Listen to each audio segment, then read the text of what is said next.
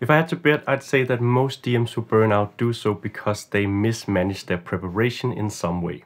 So in this video, I want to talk about how we prepare for our D&D games and how we can do so in a fast and efficient way and in a way that doesn't cause us to burn out and stop playing D&D altogether.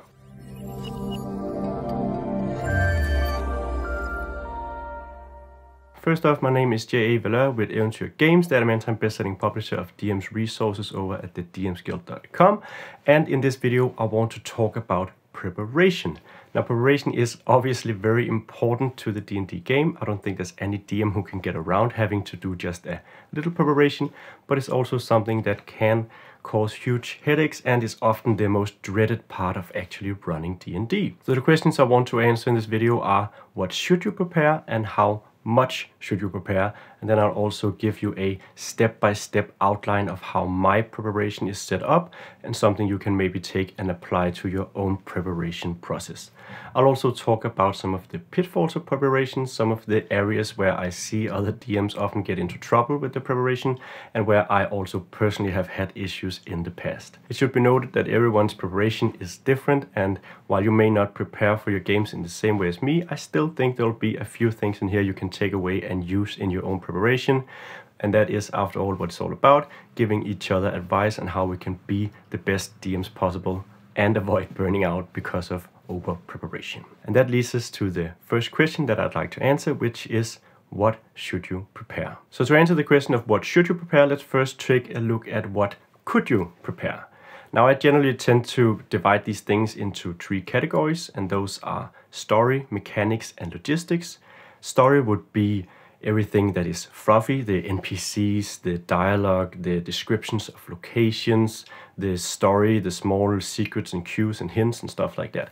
That's all in the story category. It's everything that is basically most of the session, essentially, but also the non-mechanical, non-fact-heavy stuff, if you could say so. That stuff belongs in the mechanics category, so that'll be your monsters, your magic items, your rules for traps or hazards or what have you. Those are the nitty-gritty rule stuff, the stuff you'll find in the D&D source books, everything that you would need to have a really good memory to have all memorized in your head. And then there is the last part, which I'll call logistics, and that'll be everything surrounding the game: the miniatures, the battle maps, the music you're playing, the snacks at the table even, all of that stuff, the around the game stuff. So with these three categories, we can go down the list and take a look at which parts of the preparation that we think are most important. And how do you decide what is most important to you? Well, you need to think about effort versus enjoyment, because the reason we prepare to run D&D is to have more fun playing D&D, both for ourselves and also for our players. So we obviously want to prepare the stuff that will give us and our players the greatest enjoyment. We also want to prioritize the stuff that requires the least amount of effort, because unless you're a type of person who has unlimited time and really loves preparing for D&D games, you probably want to spend as little time as possible preparing and as much time as possible having fun playing. So what I'd advise you to do is to go down that list of stuff you could prepare for your game and try and think about how much effort does it take to prepare this stuff versus how much enjoyment it gives you and your players. For me personally, preparing NPCs, descriptions, locations, dialogue and stuff like that is something that I could probably spend hours preparing, but I haven't ever seen actually getting more enjoyment out of doing that. Most of the time I can improvise an NPC, a location, a description, dialogue really quickly at the table, and it's something that my players seem to enjoy, and I don't see them enjoying it more because I've spent more time. In fact, much of the time it seems like the NPCs that I really come up with on the spot who gets these quick, quirky personalities are the NPCs that my players end up remembering most and having the most fun with. Hello? Yes? Oh. Charming. You said you need black powder. Yes, come in. Conversely, I hate coming up with magic items and rewards on the spot because I want everything to be balanced. I want to make sure that there's not one player who has twice as many magic items as other, or that I have suddenly improvised a magic item that breaks the game, or accidentally giving them a magic item that will completely ruin the next quest I was going to give them. So I want to have that stuff really nailed down when I go into the game. So that's something that I'll put effort into preparing because it gives me enjoyment, it gives me a sense of security, knowing that I have already prepared that. I do not need to improvise magic items on the spot. I also know that my players enjoy having item card handouts, so that's something that I'll put some time and effort into preparing because it gives my players a lot of enjoyment. And here's a quick plug with our item card generator that's really quick and easy to do. There's also the things that sort of fall in between. I know that I can improvise combat encounters pretty efficiently. I can quickly balance an encounter and choose some monsters, maybe even draw a quick battle map on our dry race mat. But I also know that if I put in those 5 minutes just in selecting the right monsters and maybe giving them an additional ability, finding a cool battle map on the internet or in my collection of my own battle maps, that's something that will really enhance the encounter and give my players a lot of enjoyment, especially when you consider that some combat encounters can run for hours. Having putting that little extra effort to make sure that it'll be an entertaining one is something that I find is usually worth my time. So those are just examples of what is important to me, what I can put minimum effort into to get maximum enjoyment. You may find that it's something entirely different for you. Maybe you need to have that fleshed out NPC to really feel secure when you're improvising, to feel confident about it. Or maybe you find that selecting the right music really enhances your game and you can feel how your players really get into it when you have chosen just the right theme song for that encounter or this encounter, and it's something you're good at doing and can do pretty quickly. Whatever the case is, try and go down the list of things you could prepare and always consider, if I put in extra effort here, what will my reward be? And select the things that you can put as little effort into for as much benefit as possible. Now that you have an idea of what you should prepare, you also need to think about how much you should prepare. And that is really what becomes the issue for most DMs. They over-prepare. That's the key reason that DMs burn out, in my experience and in my own personal experience. It's because we end up spending hours, maybe even more time than we're actually playing, just preparing to play the game. And preparation is very rarely as fun as actually playing, and it's something that can really stress you out because you feel like you have to prepare this much or not be prepared enough, and then you get stressed out about running the game feeling underprepared, or you get bummed out that you prepared all this stuff that the players never got to, and so on. So figuring out exactly how much to prepare is really key here. Now, the first tip that I'll quickly give you is that most DMs tend to prepare more than they need to. That's something I have personally struggled with in the past, where I'll prepare 4, 5, 6 locations forward, and then the characters only get to the first 2, and I'm sitting there, why did I spend all this time preparing all this stuff? And yes, I can use that preparation in the next session, but I'll usually have to brush up on it again, because I'll have to get back into it and remember it again if it takes another week or 2 before the characters get there. So what I would advise you to do is to try and really take a hard look at how long do you really expect them to go, and then just prepare a little less than that, especially if you don't have that much time, because you can always call the session half an hour short if you need to. That's not a big issue. Everyone gets to go home early, or you can spend some time talking with your friends instead of playing. But constantly over preparing and feeling like you need to put down several hours every week is something that will burn you out quickly, and it'll end up with you actually playing less. Now, with that in mind, the first thing I'll do is that I'll quickly outline how I expect the session to run. So that means trying to anticipate what are the characters' goals for this session, where do they start, where do I think they'll go, which locations are those, and then jotting them down on a piece of paper. So that could be something like tavern, inn, mayor's office, goblin cave, if the characters are coming into town and need to get out and handle some adventure in a goblin's cave after speaking with the mayor. So that could be a quick location-based outline, just 4 lines, something that helps get my inspiration going. Now with this outline, I'll start filling in the different scenes that I could anticipate the characters getting involved with at each location. Usually those are the scenes that I would want to create myself. So that could be a band of ruffians picking a fight with the characters at the tavern. It could be a thief trying to steal something from the smithy while the characters are in there. It could be how the mayor reacts to them when they arrive, and maybe that they see some hidden papers on his desk while they're in there, something they're not supposed to see, and then of course a combat encounter at the goblin caves or what have you. These are of course just quick examples, but writing down a quick scene for each of the locations you have will help you give that overview. Now if I had to, I could, and I have, run a game with just this bare bones outline, a simple sentence for each location or just a simple name for each location, and then I'll have to improvise the rest. And that is the key here, improvisation. What we want our preparation to do is to give us the tools we need to improvise. We are preparing to improvise. We're not preparing to be prepared for everything. We're just prepared enough that we can improvise the rest. This is a really, really key thing to remember. You only need to prepare what you can't improvise. So if you feel confident that you could come up with everything else, just having locations and scenes, you could go into your game with that. Now, personally, I would prepare having just a little more than that. So I would go down each of these scenes and then I'd write down what I would need to bring to the table for that particular scene.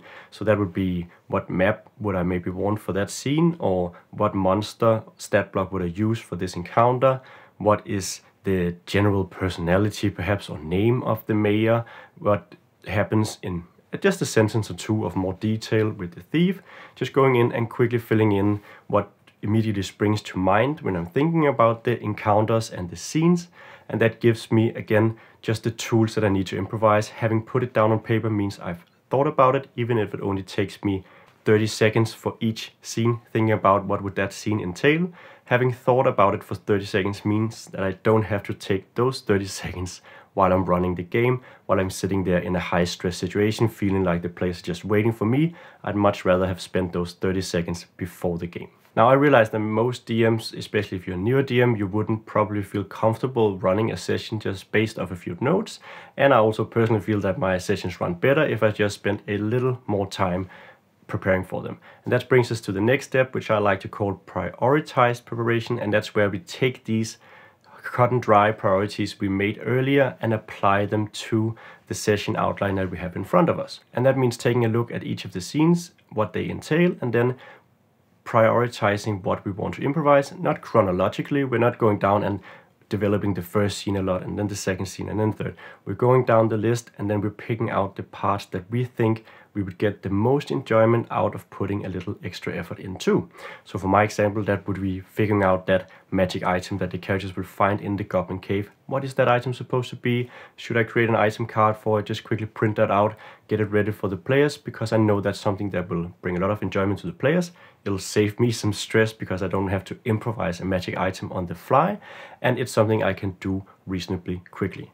If I have more time than that, I'll probably also go down the various combat encounters that I have, take a look at the stat blocks I had in mind for the encounter, maybe try and find the map that I would really want to use and adjust those to my needs, give the monster stat block and extra ability that I think would be fun for the encounter. I could keep going, but I think you get the point. The point is that we prioritize the preparation we need the most, and then we go down the list to the preparation we need the least, because then we can stop at any time and say, well, I've done enough, I don't want to prepare anymore, and now I'm fine with what I have, even if I didn't come up with a great name for the mayor or decide which color tie he's wearing.